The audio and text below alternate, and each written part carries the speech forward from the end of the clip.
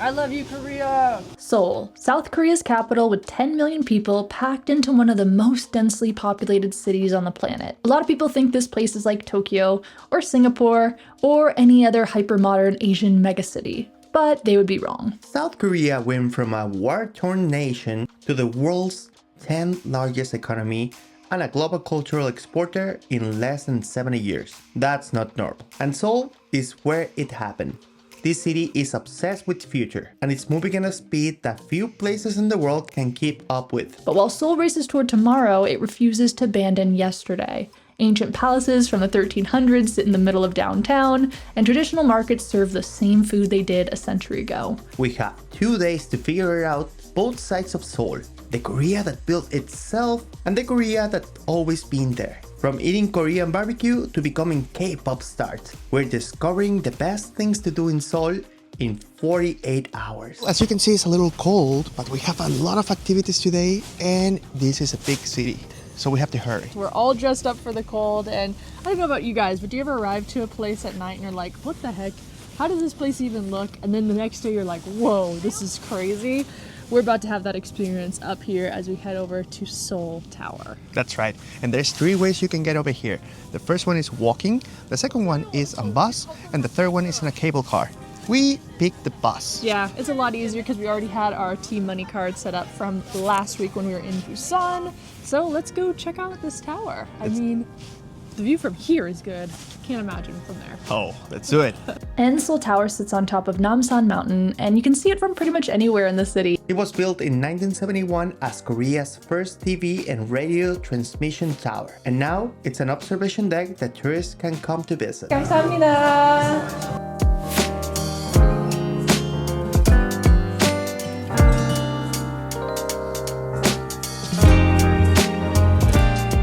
It's incredible. It's 360 degrees, and doesn't matter where you look, you cannot identify where the city stops.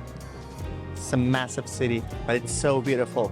And then I like that there's some mountains around, and right now it looks beautiful. I'm so glad that we came whenever they open. By the way, they open at 10 in the morning. This is also a very, very popular romantic spot that you'll see in a lot of K-dramas. So you'll see couples coming here, there's tons of photo op opportunities, and we're seeing lots of like love locks everywhere. All of this is gorgeous from up here, but one thing we didn't expect was the bathroom. You see the bathroom? That was amazing. Best toilet seat in the city. This is the men's. Oh my god. But we're not here to spend the day at observation decks or in the bathroom. We came to Seoul to see how locals actually live, which is how we ended up at Dongmyo Flea Market. Dongmyo is a traditional flea market and used good bazaar tucked away in central Seoul. It's less touristy than Namdaemun or Gwangjang, but the finds?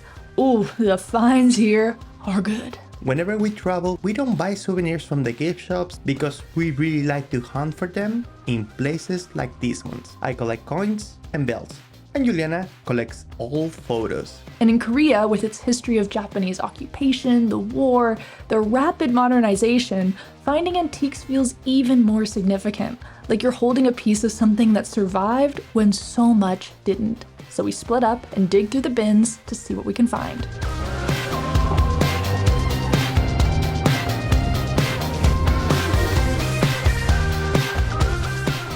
I almost lost hope. Thankfully, at the last minute, we found a stand selling some of my favorite old vintage photos I've found on our travels. Like, this is gonna be so cool to have in our coffee table book. And somehow I found North Korean bills, which are nearly impossible to get outside of the country, and South Korean currency from the 60s. All this shopping make us very, very hungry. And they say whenever you're here in Seoul, you have to try fried chicken. Oh my gosh, I'm always down for some fried chicken, and we were looking like what's near us. A lot of people recommend this chain. It's not very often you'll see a show like a fast food place on this channel, but Kyochon is supposed to be the place to get fried chicken, so let's try it out. Let's try it out. Kyochon has been voted best Korean fried chicken by South Koreans for 13 consecutive years. And it's a lot different what you get in the States because it's double fried. That second fried makes the skin paper thin and exceptionally crispy. We heard you cannot go wrong with the honey wings. Wow, you don't have any idea how much this smells like honey. And look how golden it looks. We tried to order 2 and they told us no, that's too much for you guys. I think it's gonna be a good meal. Wow. I just almost cursed. And I don't curse. This is better than KFC by far. So incredibly crunchy, and that honey on top is insane. And it seems to be approved by some random, I'm guessing, K-pop star. So that's how you know it's good. It's not only crispy, it's juicy. And all the flavor that is on the skin, mamita, so good. After we finish all this, I think we're ready because Juliana, we're visiting one place that a lot of people will recognize. This chicken completely changed the way we think about wings, but we cannot stay over here all day. We have more neighborhoods to see. So we decided to go all the way across the city to the neighborhood of Gangnam because you gotta do that when you're in Seoul. And I remember whenever this was the song, I mean, it broke the internet. I don't know what to do over here, what it will be the right thing to do in front of this statue. I think we know exactly what we need to do. We had to do the dance. Come on, guys, it's required. Let us know in the comments, where were you the first time you heard Gangnam Style? For me, it was Spokane, Washington from Zaga University. For me, it was Cuernavaca, Morelos, in the university as well. But Gangnam is more than a 2012 meme. This district symbolizes Korea's rapid economic rise with the luxury shopping and high-rise towers. It's Seoul's wealthiest neighborhood, and it looks the part. The Gangnam style hand sculpture sits right in front of the COX Mall, which houses a Starfield library. We decided to take a look inside because it's free to enter, and honestly, it's a fun place to wander around and just to grab a coffee. You got the tourists taking photos, and locals actually reading. Even though we're in one of the most modern, fast-paced districts in Seoul, there's still the past here. Bongeunsa Temple sits across the street. This Buddhist temple was founded in 794 AD, and it's totally free to enter, and somehow a lot of tourists miss this one. Isn't it gorgeous? It is such a juxtaposition to have this old temple surrounded by skyscrapers. It's pretty cool. So this is a great area because you can see 4 things in one. You can see the Gangnam statue, you can see the library, you can see this beautiful temple, and you can see a 4th one that we're going to show you. We enjoyed the stillness and the low hum of monks chanting while we can, and then it's back through the portal to the future, where it seems K-pop is just about everywhere. More than half of Korea's entertainment companies are based here. You see, a few decades ago, Korea needed to come up with something to export when they realized they don't have no oil, no gold, or natural resources. So they created a different kind of export in the form of K-pop, Korean dramas, film, and fashion. It's culture as an export. And when you see fans from around the world making pilgrimages just to attend pop-up stores in this neighborhood, you realize it's working. We came into K-pop Square, but unless you are a really fan, there's not much to see unless this big screen. The good thing over here is like a lot of K-pop stars, they just put their hand over here. So let's measure a little bit mine. Well, with the glove. A perfect match. But we know the importance of K-pop for the pop culture, not only in Korea, but all around the world. I think we have to do something to learn a little bit more about this type of music. That's how we end up here at YN Company, a K-pop dance studio. We booked a private class with an instructor to learn an actual K-pop routine because we think tourist to local needs to pivot. Travel content is fine, but K-pop idols, that's the real move if we want to get merch sales up. What have we gotten ourselves into? But then our instructor tells us that K-pop trainees start as young as 10 years old and train 12 to 16 hours a day. Dance practice alone could be 6 to 8 hours, every day, for years, before they ever debut. We better get to work. 6?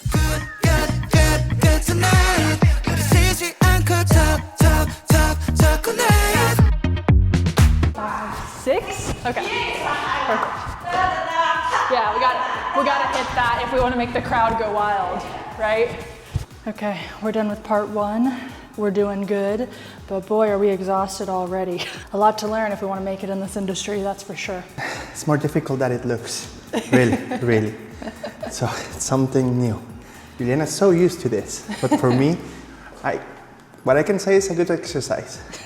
Sweating. Our teacher asked us ahead of time what dance we wanted to learn, and we picked Dynamite by BTS. Look, we're not looking to compete with BTS directly, but I got a vision for something new, something I can bring to Mexico. It's called M-pop, and it's whatever this is. We didn't expect this, but we will now be filmed and they will turn it into our very own music video, which if you know us, we are about to eat this up. We're ready to be viral in Korea. Ladies and gentlemen, behold, the future of K-pop or M-pop, or whatever this is. We'd like to apologize in advance to BTS, our instructor, and the entire nation of South Korea.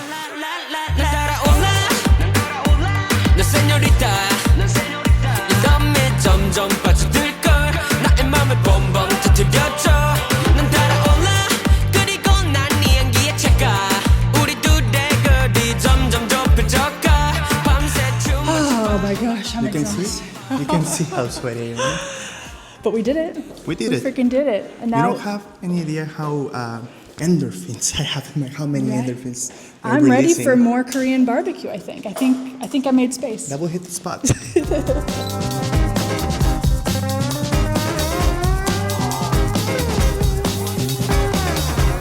We are loving Korea. The food, Mexico and United States. Yeah, we've been eating barbecue like every night, but this is the first pork barbecue. Tonight we were feeling low key. We didn't want to go too far, so we actually were just kind of looking around what's near our hotel, and we found a place called Apgujeong Jeju Jib. And on Google reviews, there's like nothing on this place, but you go over to Naver, and the reviews are phenomenal. And people are talking about how like this is a big place. I guess some K-pop person came here once, and I think that is like the thing you look for, I guess, is like that's the highest title. A K-pop person came over here. The original plan was going to Hyundai Street, but we're not big fans of going out at night. If you watch our video in Busan, you saw we already have Korean barbecue, but it was beef. This one is pork.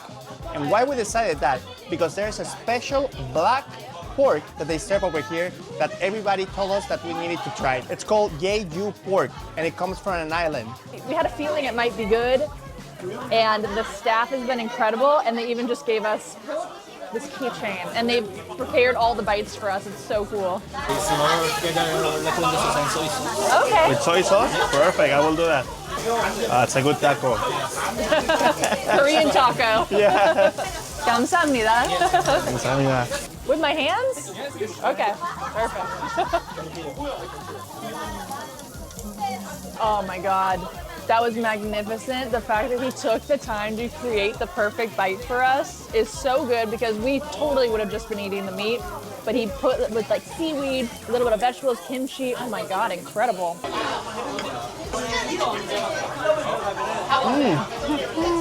There's different pieces of the pork. He was explaining us everything, but my God, so juicy, so good. I love it. I love both beef and pork. The pork alone makes this place worth the trip, but the real story is in the kindness of the staff who won't let us leave without trying everything. This little side street restaurant doesn't get many foreigners, so they're extra excited to see us, and in general, we've been treated with so much kindness by Koreans on this trip. Good food and kind people is definitely our type of place. He just got us more gifts. Look at this.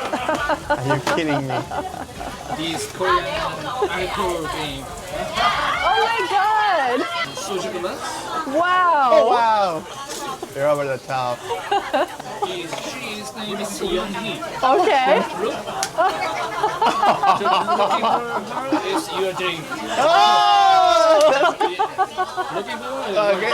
I think it's rigged. This year, go to the USA or Mexico and is playing the game. Oh, we Thank you will, so we much. will. Appreciate it. Yes, Appreciate thank that. you. This is so I've cool. never had this happen before at a restaurant. This is awesome. Appreciate so you, much. appreciate you. Wow. Now that will definitely have a story behind it in our house. Cool. Did not expect that at all. Definitely. Apparently, the gifts are still coming. So we have like a dessert. I don't think it's a dessert. I mean, it could be like a spoon with some noodles, then meat, and then herbs. And it was a mix of not only flavors, but consistency. You know, like the noodles, and then the meat. There's ice in there, no? There's ice. So this was completely cold, and the other one was completely hot. And my kids, they were like, "What? What is going on over here?" But well, we're over here. We're in the other side of the world to try new things, right? We don't have any idea how this is called. If you're from Korea, please let us know, because we don't have an idea. I say day one was a total success, and we're ready to get some rest before we continue exploring. We're thrilled to partner with Best Western to share another incredible property that will be the perfect base for your time in Seoul. This is the Aiden by Best Western Cheongdam, located right in the heart of Gangnam. When you walk into the lobby, you're immediately hit with color and gorgeous design. The rooms themselves are incredibly spacious, which is a huge relief considering we need to reorganize our suitcases tonight to fit all our new gifts. Our suite was particularly impressive because we even had our own in-room laundry machine. And if you've ever traveled for multiple weeks in a row with a carry-on only, you know how valuable that is. The in-room Nescafe machine was also great, especially in our last morning whenever we needed to leave at 6 a.m. Downstairs there's a gym with brand new equipment. We didn't use it as much as we probably should have, but it's there if you want to stay active during your trip. And the real highlight downstairs is the breakfast buffet. We came down every morning and we were genuinely impressed with the quality. Upstairs there's also a speakeasy bar with fantastic views of the city.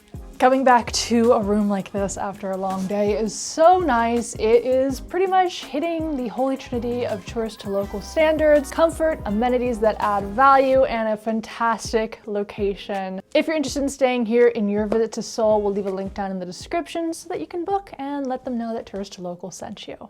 All right, now let's keep exploring Seoul. I'm excited.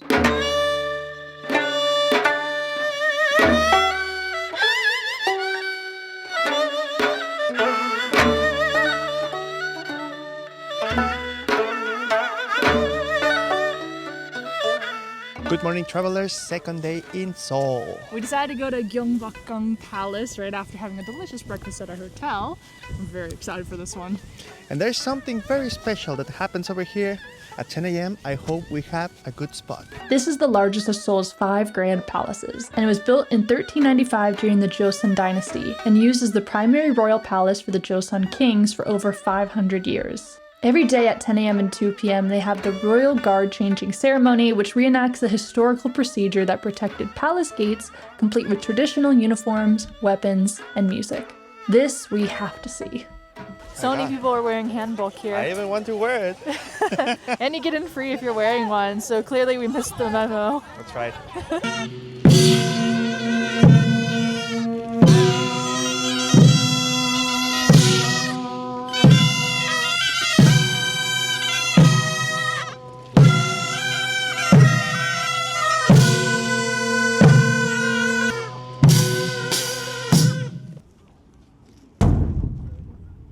So even though the change of guard, that is the main attraction that we come over here to see, it's at 10 a.m., this place opens at 9 a.m. I strongly recommend you to arrive exactly at 9 because at 10 it's completely crowded. So you can have a good spot and also have time to take photographs and appreciate the main building. Come here early. The details in this palace are insane. I highly recommend paying close attention. It is a true paradise for taking photos. And by the way, if you don't have much experience taking photos, one thing that we've been doing on this trip is challenging ourselves to take a photo of a specific color every day. Just look for that color everywhere. And here, I feel like if you pick the color red, you could have a ton of fun, especially playing around with the shadows. That's one way that you could become a better photographer. And just next door is the National Museum of Folklore of Korea. It's included in our ticket, and we're excited to take a look around, especially to beat the freezing cold outside here in January.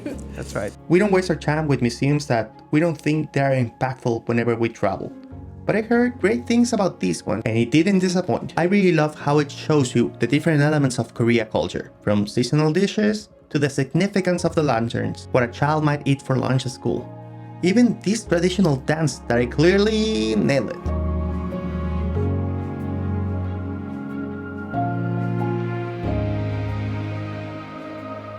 Outside the museum, there's even a replica village that's really charming to walk through. It's obvious everywhere you look that Korea has this incredible mix of old and new existing side by side.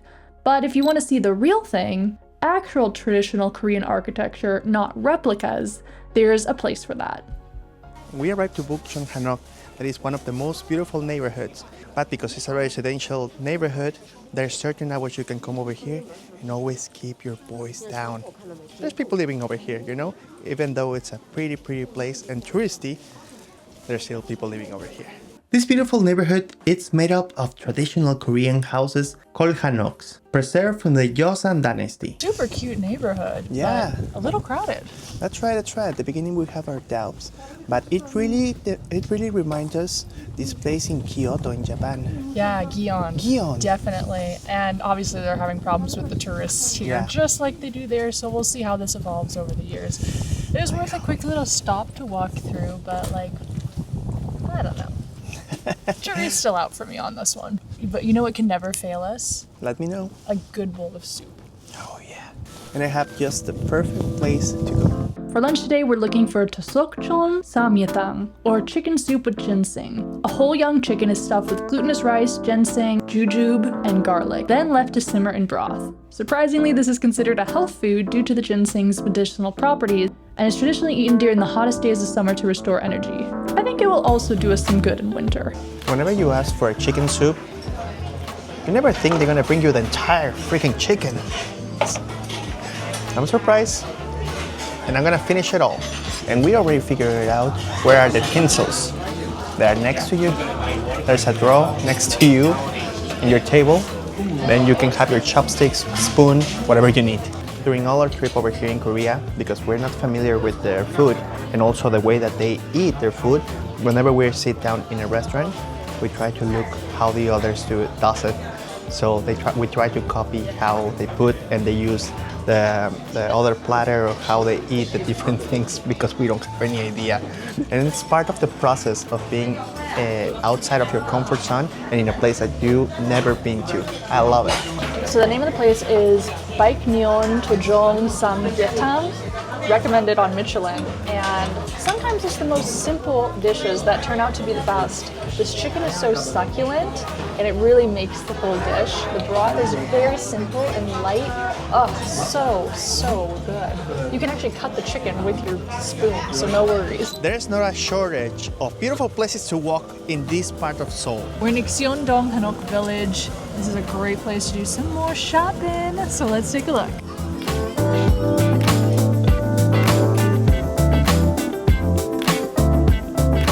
Unlike the other village we were in earlier today, this one clearly embraces tourism a lot more. Something around here smells seriously incredible, and I think it's this spot. Turns out what we were smelling was Gyeondo Sogyeonpang, a shop specializing in Korean salt bread, which we've yet to try. It's our last day in Korea, and it's no time to be full, so we order some. Something that we're very surprised is the presentation of the food in Korea is essential. It's crucial. We've been seeing salt bread everywhere, and it's about time we finally try it. Oh, look, there's the salt. Buttery. Oh my god. You're so right, it's like a croissant. Oh my god.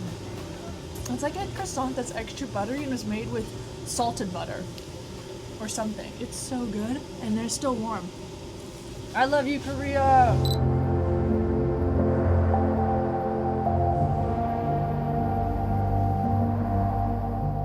After many shots, I will not try again to say the name of the river. But it's so beautiful. Actually, I read about this place. They renew it, they rebuild it, and actually this spot is one of the favorites of the people that they live over here.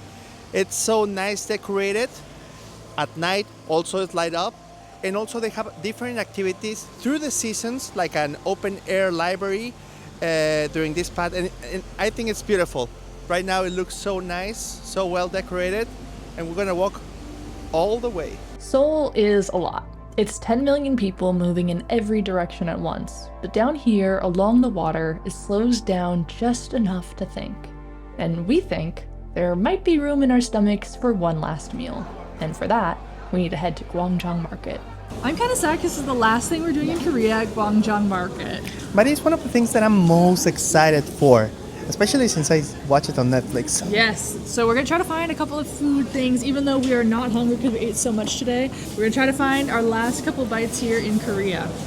Let's do it. Let's go, come with us. This is one of Seoul's oldest and largest traditional markets that has been here since 1905. Part of the market is dedicated to clothing and textiles. But we're here to find the food hall, where hundreds of vendors cook affordable dishes directly in front of customers.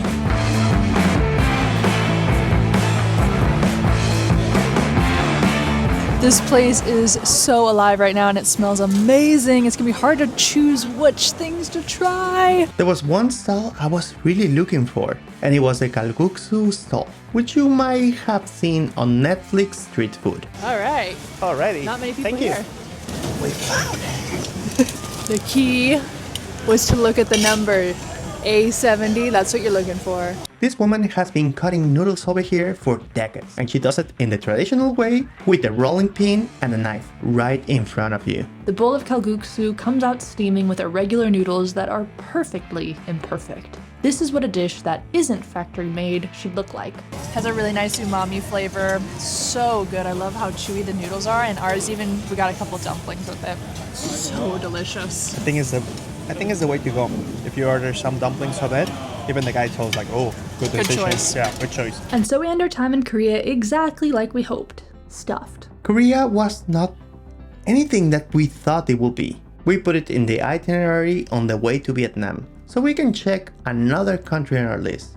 But as we sit here editing this video, we realize we took a lot of Korea home with us. We're looking for Korean barbecue spots near our apartment, Martine's listening to K-pop at the gym, and I'm still hooked on K-dramas. When we look back at this trip, it's the people that made Korea so special. The kindness, the staff at the pork restaurant bringing us gifts, the strangers helping us figure out how to eat food we never experienced, the dance instructor supporting our delusional dreams of becoming K-pop stars without laughing at our faces. We have to come back.